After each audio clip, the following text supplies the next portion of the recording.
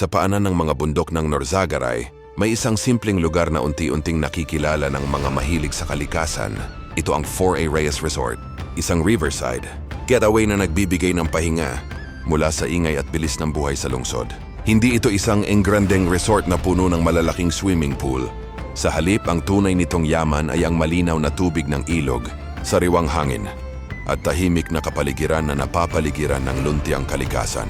Maraming bumibisita rito upang maranasan ang simpleng saya ng paglangoy sa malamig na tubig ng ilog. Mayroon ding balsa na pwedeng sakyan na nagbibigay ng kakaibang karanasan habang dahan-dahang inaanod sa agos ng tubig. Para sa mga nais magtagal, may mga kubo at lugar para sa camping kung saan pwedeng magpahinga, magluto o magkwentuhan kasama ang pamilya at mga kaibigan. Sa gabi, nagiging mas tahimik ang paligid. Tanging tunog ng hangin, tubig at kalikasan ang maririnig. Para sa marami, ang pagbisita sa 4A Reyes Resort ay hindi lamang simpleng pamamasyal. Ito ay pagkakataon upang muling maramdaman ang koneksyon sa kalikasan.